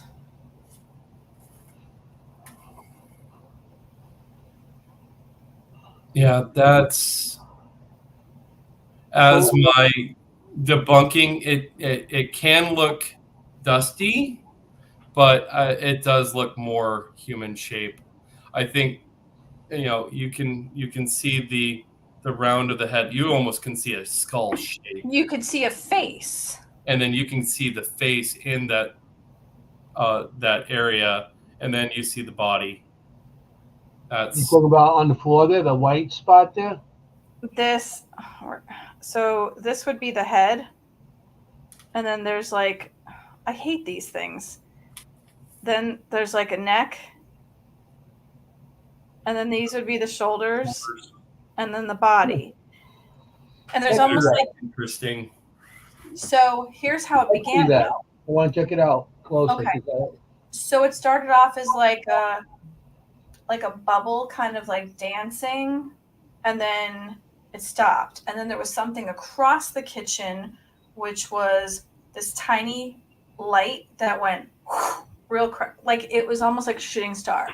Right. Then like something would, like the top of a head would pop up and then it would like hide. Then it was kind of like it was playing like tag almost, like, or hide and go seek. Then all of a sudden something would kind of like come up and it would do this and then it would duck back down. Then I started talking to it from the basement and I would say, you need to show yourself, come out, you know, I'm not afraid, whatever. And then it would kind of like come up and it would do this and then it would go. But it was showing itself in different parts of the camera. It would be like, so as soon as I came out of the basement, I went right to the kitchen and I looked, no cobwebs, there's nothing in that corner. There literally isn't anything for anyone to stand on or to like for the dogs to get on top of or the cats to get on. There's nothing there. And it kept showing itself in different ways. It would be backwards, so it looked like the back of a skull. It was clearer, not as clear, see-through, then it wasn't see-through. It was the weirdest thing. And Oofy, it does look like a gray, I have to admit. And I think I told this story on the show once before, where the front door opened, like my husband came home from work, the door opened, we have a regular lock on the door, and then there's like one of those long latch locks where you put the ball through it and then you slide it over. Well, he did that, and then he went and he sat on the couch. The dogs went over to him. The dogs did absolutely nothing. They usually bark like maniacs. He felt a cold, cold breeze, and all of a sudden he saw something dart up the stairs. So he went and he looked, and nothing, and the door is wide open. I think it was 2 days later or that next night, something woke me up and I could hear like padded feet walking up the stairs, but heavy enough that I'd be able to hear it. And when I would always lay on my stomach, and when I turned to look, I saw something about like 3 feet tall, 3.5 feet tall, standing in the hallway, but it was not solid. It was kind of like liquidy, but if you have an oil puddle and that like liquid on the outside of it kind of like disperses into fingers, it looked like that. And then it had something smaller standing with it. It didn't scare me. I didn't feel anything weird. It was just there standing out in the hall beyond our bedroom door. Wow. I've never witnessed anything UFO. I've always believed. Never had a visitation. Never, I'd welcome one, or at least a UFO sighting. That would be very interesting, very cool. But unfortunately, I've never had one. Yeah, when you get a chance, send me that picture. I'd like to check it out. I will. I have a couple of them. That's just the clearest one. Because when you put it on the screen, I really can't see as much. It even almost has like instead of a rib cage, it looks like it has ribs here. Mm-hmm. That would, that definitely gives that gray appearance. Yeah. But I've never had, like, I was even doing a meditation once, and instead of putting myself someplace, I was put someplace, and I was lying on a metal table. I could feel like the coldness, but I had a medical sheet over me. You could feel like that papery feel, and the sheet slid off my face. And there were a bunch of beings standing around me, and they all looked different. Some were blue, and they were like stretched. Some of them were green, and they had like a long neck, but they were heavy, and they had like weird eyes. Some of them were clay colored and whatever. But the one that was standing to the right of me, it was pissed, and it like pulled the sheet back up. So I'm sarcastic and like annoying, so I like from the inside, pulled the sheet back off, and that, I don't want to say he, but that's what I feel like saying, he pulled it back up. So I'd like pull it back down. And the one at the end of the table was like, and I'd pull it back down, and this one would pull it back up. And he kind of went like, that just made me laugh harder. I'm just a pain in the ass. So he was pissed. The other one was laughing. That made me laugh harder. I'd pull it back down. He'd pull it back up. It, like, that's how it went. I don't feel like a meditation would be like that, you know? Oh, meditation's supposed to be peaceful and calming and serene, not, you know, feeling like you're on a metal table and, you know, laughing your ass off at, you know, a being that is frustrated with you. Yeah. But that sounds like something like my kids would do to me. So, you know. I'm kind of kid-like.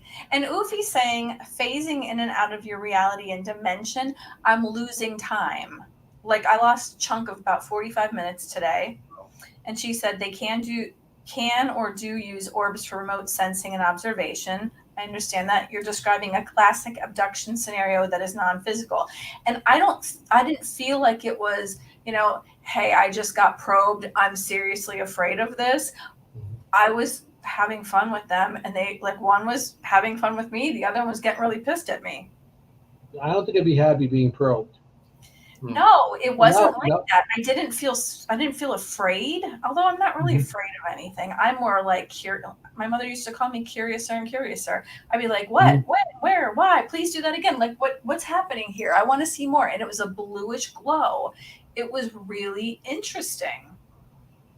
And it kind of reminded me of how we have ethnicities and, like, we have, you know, Black, white, Asian, Native American, but we also have Italian, Irish, whatever. So there's, like, what's wrong with Italian? Hey. Yeah, hey. Italian here too. Hey. Oh no. What's wrong with you? Nothing wrong with me. What's wrong with you? Hey. How you doing? Hey. So I think that's kind of how it was. So, like, say if there were like 3 of them that were, you know, Caucasian, maybe one was Italian, one was Irish, and one was Greek. You know what I mean? So they all look different within that nationality or whatever. At the beginning of a joke. We all walked into a bar. They all to get probed by an alien. Whatever, walked into a bar. Fell down because, you know, we walked into the bar. We just walked out probed. Yeah, you can walk into the bar and get probed. It's a different type of bar. But maybe that's not what they do. Like, you know, people have chips. So I'm wondering, like, did they put a chip in me? Is that why I'm losing time? I always call it the Walmart time warp. I'll go into Walmart, have one thing in my cart, and somebody will say, oh my God, you've been gone for 6 hours. Are you coming home? And I'm like, I wasn't gone 6 hours. And then I look at my clock and I was gone 6 hours. Where the hell was I? See, I have a similar Walmart, you know. Do you go to Lowe's? Well, that too. But every time I go to Walmart, I've got to go to the bathroom. It's like I left. I didn't have to go to the bathroom. I you know, got out of the car. I walked the parking lot. I go to Walmart, and you know, I walk right in. It's like, dang, I gotta go. Maybe that's where you were taken from. Yeah. So you know, whether they have something in the air that just says, "Go to the bathroom," or there's something that you know, I don't know. It's weird. It's like every time liquid laxatives from the aliens. We were all taken from Walmart. Yeah. Well, Anthony, when you go to Walmart, you know what I mean? When you go to Walmart, do you have a problem? Yeah. And do you have a problem when you go to Walmart? Who, me? Yeah. No. Yeah, well, Walmart, I walk in. You spend too much money? Roll up my shopping cart. That's my problem. You go in for a $20 item, you come out $300-400 later. Yeah. Exactly. I mean, robbing that's my problem with that place. And don't get me into the electronics, because I'll stay there and go, Oh, God. TV. Every time we go on an investigation, we always seem to stop at Walmart because we have to get batteries, SD cards, or something, just to bring with us to eat on a location. When we in Hinsdale that one time, we went there. I don't know how much we spent in Walmart, and we bought like so much food back, and it was like more food than we needed. So we ended up going here for it out, But that's what happens. Investigate and Sorry, Lourdes, I didn't lose you. my Lourdes. Hey, Oh, Lord. wow. Lourdes. I don't have. It's like favorites. What's your favorite song? What's your favorite food? I don't have a favorite. There's so many. There's so many. Really, I think our biggest one really is Gettysburg, because there's so much there. We did the orphanage twice. The first time, and son of a bitch, it's because we're switching equipment and we don't have anything rolling, and that's when the good stuff happens, because we're in the dungeon, the basement, and there is heavy footfall from the front door to the back. And I mean, to the point of she was scared somebody came in. I had that. We were allotted 2 hours, and it's only an hour and a half, so it's not somebody.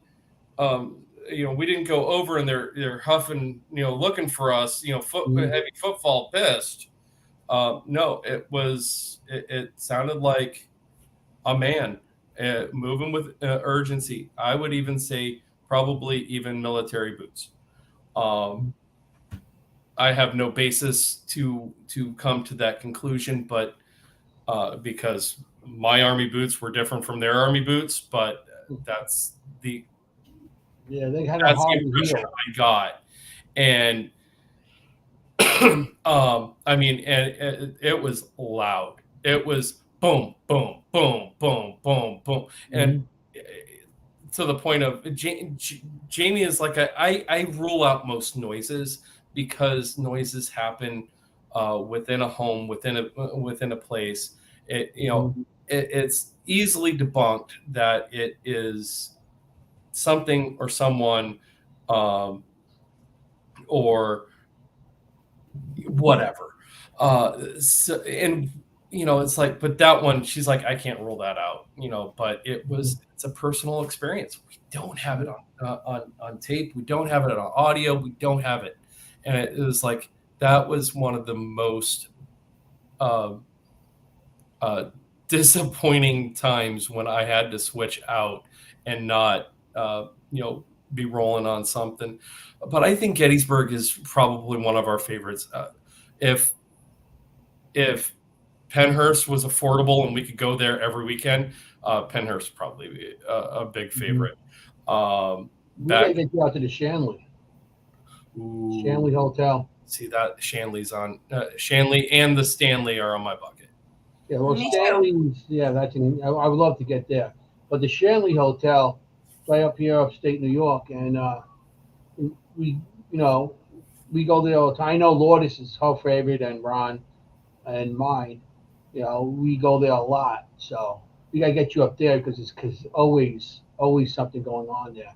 Gettysburg is like a candy store for the paranormal. Yeah, it's anywhere you go, you're gonna get something. It's like the whole town and buildings. Anywhere you go, there's something there. Right. But you have to listen to what really is. Because too many people get evidence that you look at and like, you don't want to insult anybody, but some of the stuff that they put out there, on YouTube and everything, I'm like, which is funny. And I've got a couple friends that are on YouTube. Colin Bowen, he's a good guy. I don't know if you guys seen him. Paranormal Files on YouTube. He's He's pretty good, pretty down to earth. I met him a Oh, few yeah, I times. heard Good that. Okay. guy. But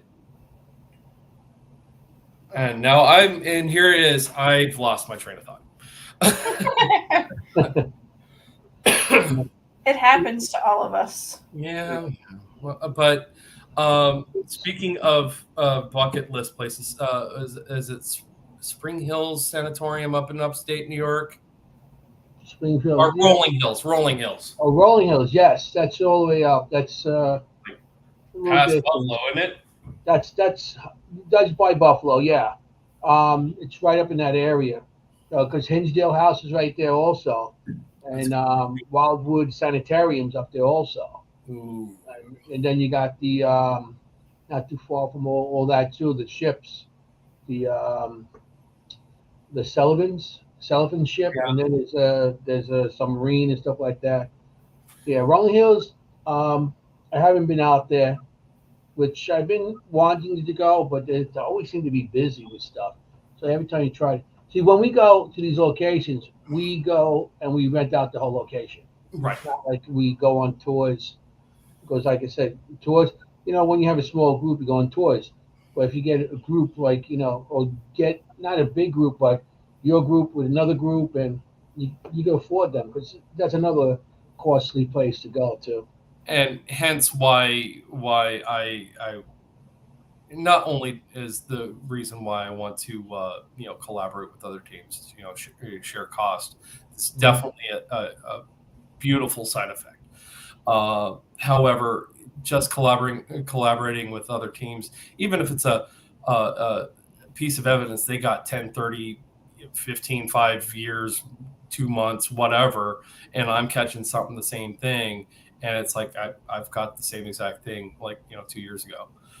It just absolutely validates that particular piece of evidence for the guy who got it 2 years ago, and it validates it for mine because he got it 2 years ago.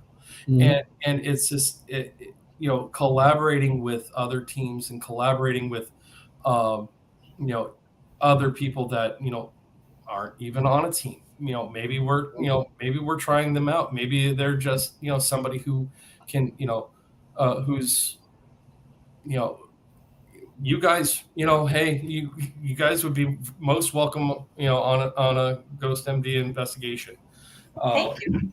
You're welcome. Yeah. But and we're never going to know everything about how to investigate, how to do things. Collaboration helps us learn, helps us grow, helps everyone get a new perspective on a location. What has been most profound? Okay. Um, if it's okay well, of course it's okay with me to share. Profound. Hey, Jamie, text me. What do you think? Do you think? Do you think? High school in Jerome was pretty profound, or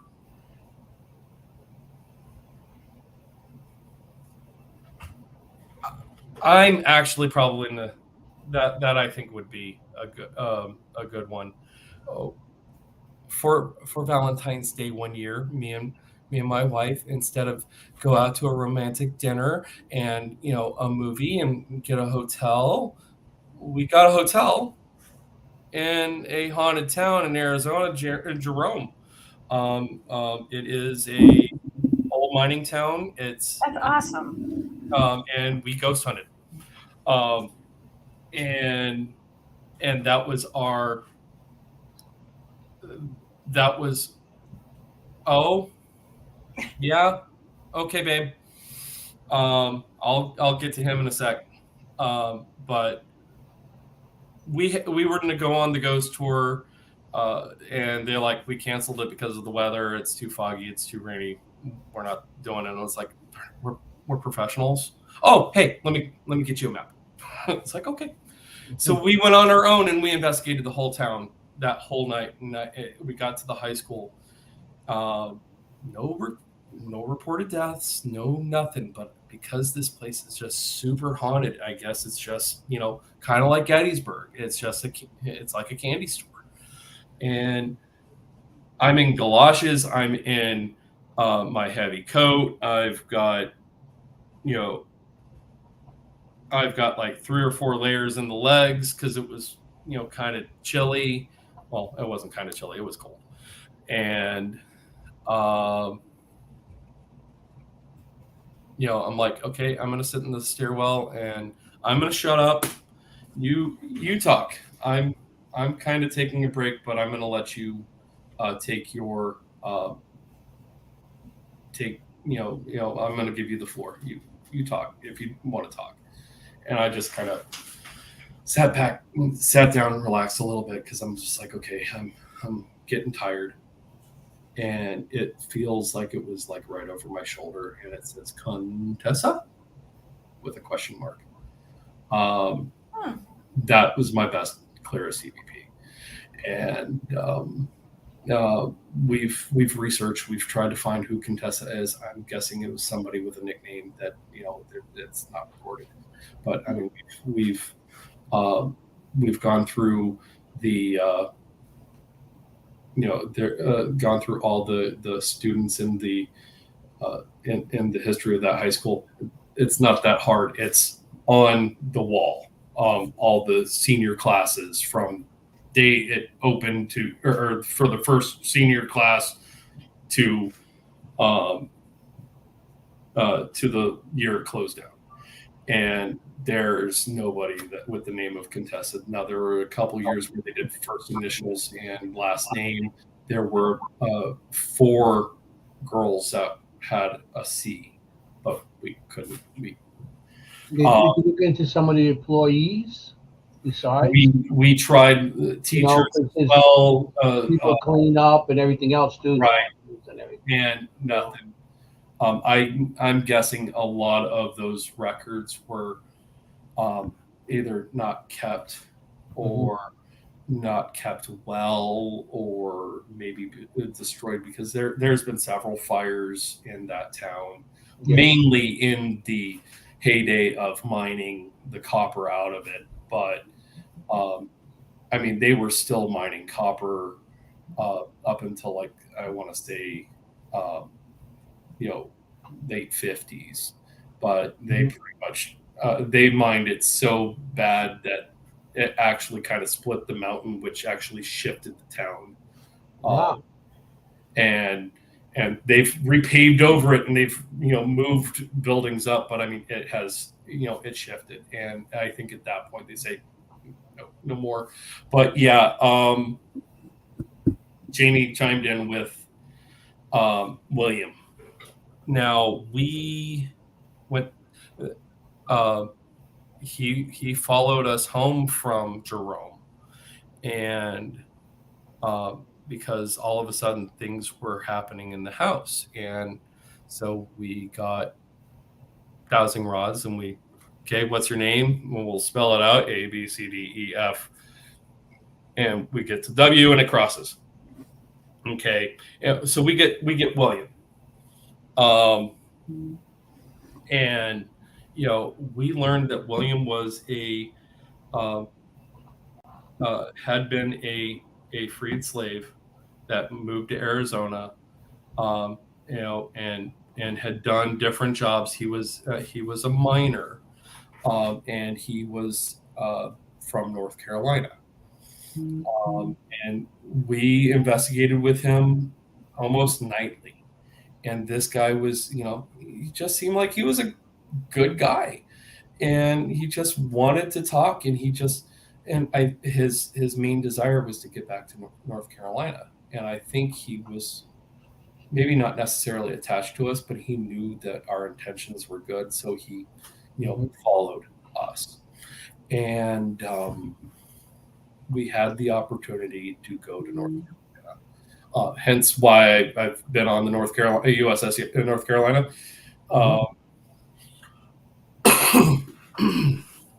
And I'm like, are you going to come with us on the, are you going to come with us to North Carolina? Yes, cross on the dowsing rods. Okay, cool. Now it might be scary for you. Will you trust us? Yes, because we're going up above the clouds. And then my dowsing rods kind of do this, like, huh? Do you understand? Yes. Does that scare you? Yes. Are you going to trust me and just stay hang out with us and have this experience? Yes. Okay. And it's like the whole trip there, I felt him. I felt that compass inside me.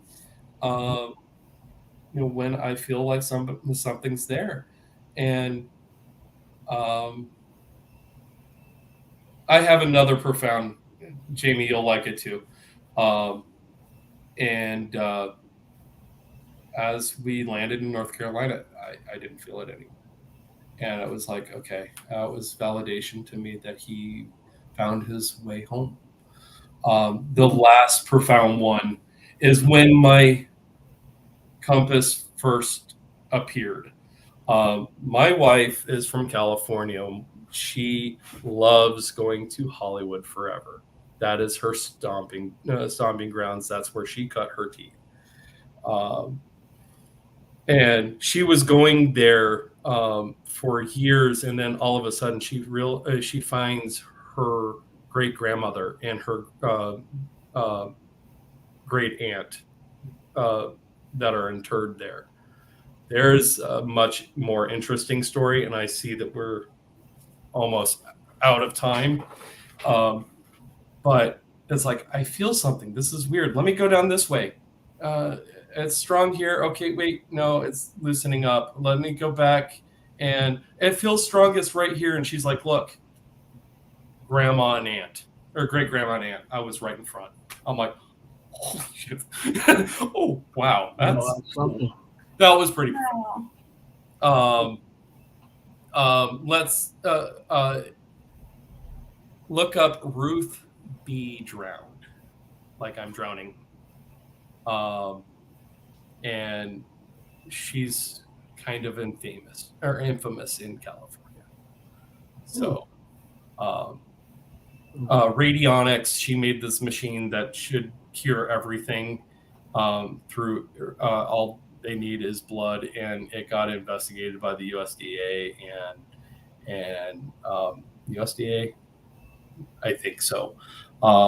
And she got she and her daughter, so the great aunt, basically they were snake oil salesmen,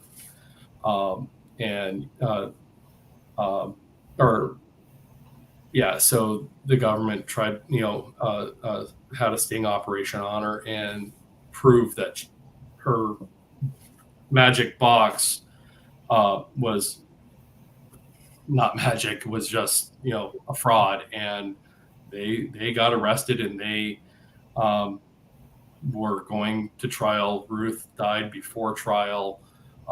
Therefore, the daughter stood alone at trial and went to prison. Found guilty. Yeah. But I think, yeah, but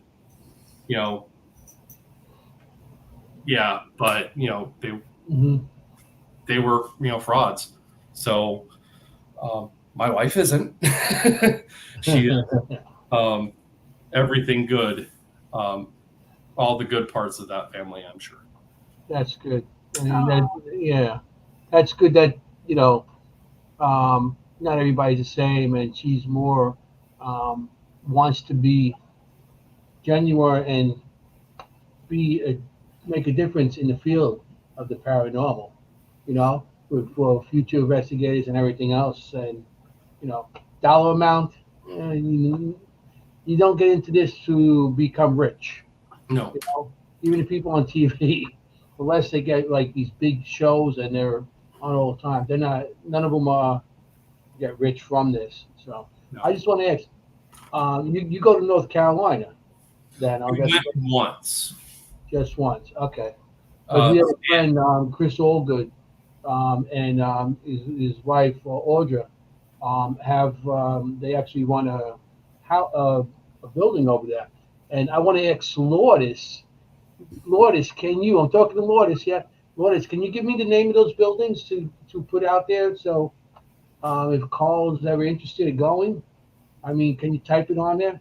'Cause I forgot the name. That's what I do. We're always interested in go anywhere, especially if it's a vacation with all the craziness that's in this house. Yeah, just to get out, you know. Kids, yeah. You have one place to go. Of course, not a factor. One place It's not a factor. We're of course, not a factor. Yeah.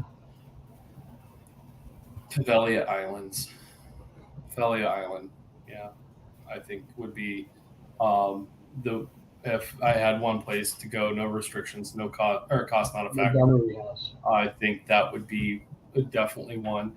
I also don't hear anybody investigating, places that are World War II battle sites like, uh, uh, you know, where the Battle of the Bulge and everything, and I bet you that's also quite haunted. Mhm. Normandy Beach, I'm sure, is quite haunted. Oh, Yeah. Um, Yeah. and you never hear that. So, yeah, that's all. That Ronald, that's an awesome question. I think I would want to do a European investigation. Just go do some World War II stuff. Bavaria Island, I think, is a cool has that cool rich history of the bubonic plague and um, you know That's one up by Italy. yeah That's Venice, that one I would love to go to. yeah. Andy said Waterloo. Ooh, Waterloo would be interesting, but yes, Lourdes got back to us, and she said Montgomery House, in Mhm. North Carolina, and they just started. It's still pretty new, and Chris and Audra talked to the people, and they actually got it to um, had agreed them to bring them on tours and have teams go in there and start investigating. So It's a it's still cool new. house. Yeah, it's a nice house, and it's still new. And it's not out there. It's like some of the stuff's been investigated to death. right.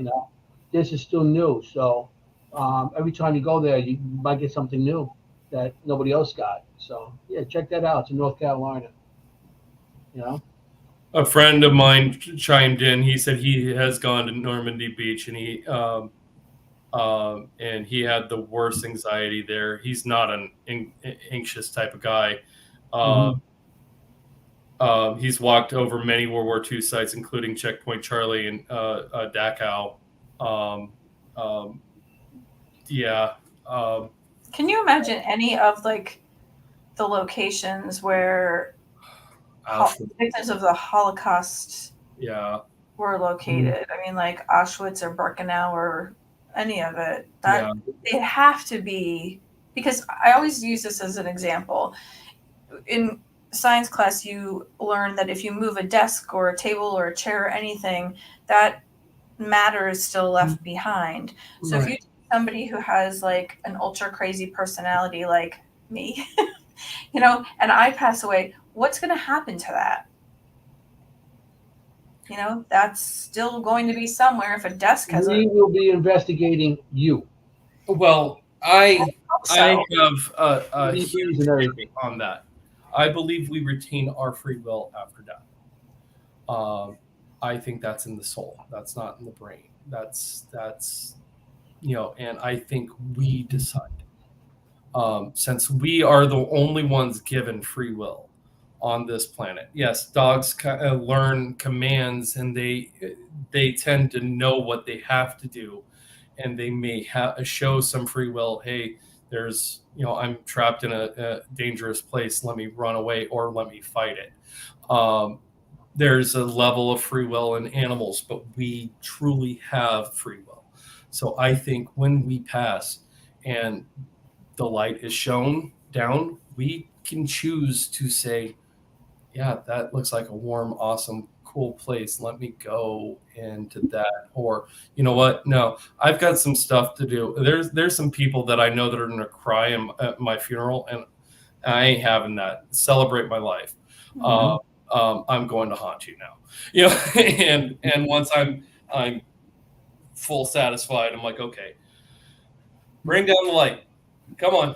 Okay, let me cross it. So I think that's up to us. And do you have any investigations? Huh?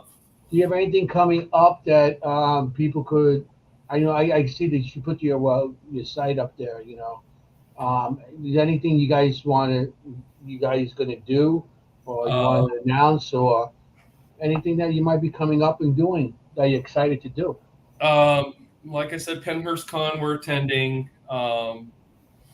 We've got the Enoch Brown Park that I'm hoping to, try out a couple people.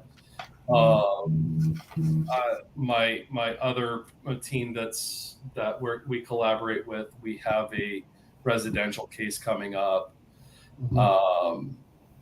But no, it's been all quiet on the Eastern Front here, and honestly, everybody here who's in my area who has any, who needs help, we are here to help. That is our passion. Obviously, passion in the paranormal, but passion to help people understand what they've got, going on in their home business, historical site,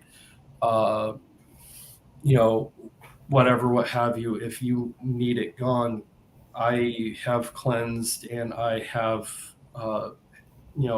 prayed over homes to, hedge against an evil spirit returning inside, and I've had quite a bit of success with that. If you're okay with what's in there, or you just want to know what it is, and it's it's not scary for you anymore, that's what we would be more than happy to do whatever you want with what's going on. So I implore you, please check out the website ghost-md.com. On every page we said, we have the entry of how can we help. If you need anything, anything at all, we are here to help you. So we would love to just get some cases and help people. It's great going to historical places and pay the money, but if we're invited and we can help with whatever needs to be helped with, that's really the goal, is to put you, the owner, the proprietor, the business managers, owners of a business, at ease. And you have an amazing website. I mean, the evidence goes on and on and on and on and on and on and on. I mean, like, you couldn't have a better group of evidence than what you guys have. It's fantastic. And it goes by state. So, I mean, if you're looking for a particular state because that's where you live, that's it. Thank you. That was, obviously we've got most in Arizona because, that's where most of the stuff that we were doing.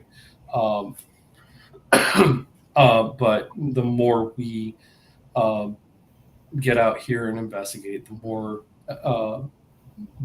more residential cases, or more cases that actually, do come up from people needing help from us. We don't have to have you on the website if you don't want it to, but generally we're pretty discreet on, hey, this was a residence in Hagerstown, Maryland. We're not going to give out the address or take a photo of the home. We'll basically just take a photo of, of a landmark in the city that you're in or town that you're in. Keep it private. Keep it private, keep you guys safe, because I don't want property to go down. I don't want somebody to harass you because of X, Y, and Z. That's not what this is for. And this is for helping you and helping us put the evidence out to show there is something on the other side. There is somebody trying to tell me something. Or tell us something. We are here to help, and we want to help you. To get yourself out there, you got to do a lot of networking. You go to Paracons, not just Paracons. You should get tables at Paracons, and you sit there and you talk to people, and that's how I met Maureen, Right. And I met a bunch of people from there. So that's how you get to meet a lot of people when you do the Paracons.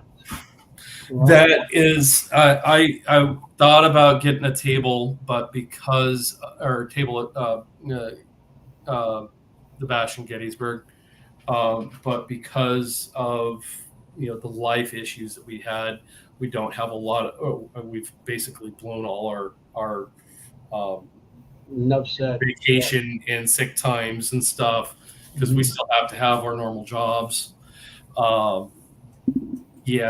It's so maybe next year we might think to do get a table at Gettysburg Bash, and if Penhurst Con is back again next year, I'm sure it will be. Maybe we can get a table. Yeah, definitely be black. That's how you get yourself out there, by doing those Paracons, and you get to meet a lot of people.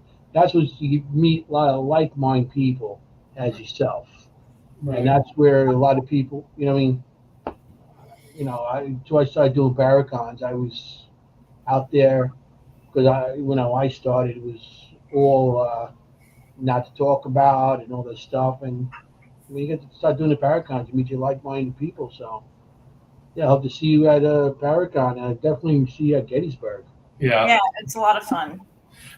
We definitely want to go. Definitely during the weekend portion. But yeah, I wanted to go last year, but I was in a job that I worked on Saturday, and Sunday was like, okay, it's pretty much done by noon, and it's like, okay. Yeah. Like, I understand that. Work comes first. You put food on your table. Right. Yeah, this isn't the best way to make money. Right. It is probably one of the worst business ventures anybody can get into, but absolutely. And especially that, hey, if somebody is saying, hey, I'll investigate your place for $99.99, it's like, run away from them. They're a scam. We don't do this for the money. We do this for the research. We do this to help. We do this because we love it. Because we love it. Because we have passion. Because because we witnessed something so profound and witnessed something so unnatural that there's a reason for it. And we're inquisitive creatures, and we just need to know. And we'll never know. We'll never know completely until we're on that other side. And that's okay. That's okay. But we will still continue to look and to search and to find evidence, and that's what we do. That is. That's it. Well, Carl, thank you for being with us. It was a pleasure meeting you. It was a lot of fun talking to you. It was so cool. Thank you for this being the first podcast for Ghost MD. Hopefully it's not the last. You're welcome back anytime. Awesome. I will definitely take you up on that at some point. And you guys have anything coming up this way, any investigations, PA or Jersey or whatever, just give us a call. Yeah, absolutely. I'm always looking to join with other people too. All right. My team is Seekers Club of the Paranormal. My team is me. a little bit. Well, she's adopted on my team, so Thanks, we Anthony. got her as a secret too. But you come up and we'll collaborate. You know, Right. Absolutely. The people in the chat you'll meet too. Well, we'll bring everybody along. Yeah, it would be a lot of fun. I think so. I think that would be awesome. Yeah, more the better. It's kind of like you can't have a baseball team or a football team without Without the team. without a team. So and you can't play off of somebody else without collaboration And it's good because you learn everything from other people. Yeah. I mean, it doesn't matter how long you're here. I can learn. I learn all the time. Yeah. And I've been here a while, and I learn all the time from other people that have constant. They could be a couple of years in, and they could show me something that I was like, that makes sense. So yeah. So you always could learn on someone. And if you do Rolling Hills, give us a call. Maybe we could collaborate and get a bunch of people to do it. Yeah, that would be definitely a plan. We'll definitely give you guys a call. Cheap place to go is Hinsdale House. Hinsdale House. Yeah, it's up in Hinsdale, New York. Dan Clay's. You stay overnight. I think it's like $350 a night. Wow. You go there, you stay overnight, and that's it. Wow. Not like thousands of dollars that you're going overnight. And actually, another cool spot that we're thinking about right along the C&O canal is Lock 25 or something like that. It's right off of right at the Maryland Virginia border, and it's like $150, but there's no electricity, there's no air conditioning there. So it's like you don't want to go in the when it's super cold, and you don't want to go when it's super hot.